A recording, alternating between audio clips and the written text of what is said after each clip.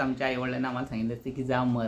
Generally मी असे personal video कधी बनवत नाही, पण आज बनवतोय कारण की हे जे प्रकरण झालं ना संभाजीनगरचं, तिसगावचं, ज्याच्यामध्ये मुलगा, एक यंग पोरगा, त्याची आई, त्याचे वडील, म्हणजे त्याला आत्महत्या करण्यापासून वाचवण्याच्या चक्करमध्ये ते सगळे मेले. ते फार वाईट झालं ॲक्च्युली. तिच्यामध्ये आता असा दोष दिला जातो सोशल मीडियावरती की त्या मुलाची फार चुकी आहे, नाशी औलाद नको वगैरे वगैरे.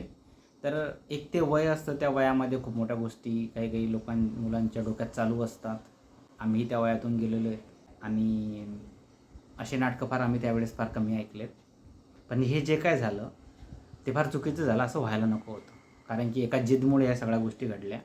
जे काय असतील आईवडिलांमधले मुलांचे वडिलांबरोबरचे वादगीत, पण हे इतक्या टोकाशी जाता कामा नव्हतं.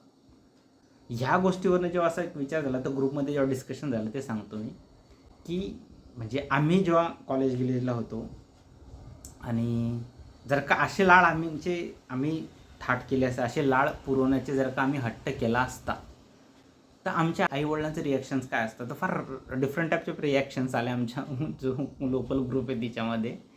की म्हणजे आमचे मायबाप जे आम्हाला त्यावेळेस फार बेरहम वाटायचे, खरं सांगायचं झालं तर, की अरे काय आपले लाडगिळ काही पुरवत नाही, काय नाही काय नाही. आणि पण ते त्यावेळेस बरोबर होते हे आज आम्हाला कळतं आहे. कारण की कदाचित त्यांना माहिती होतं की आम्हाला कसं ट्रीट करायचं आहे.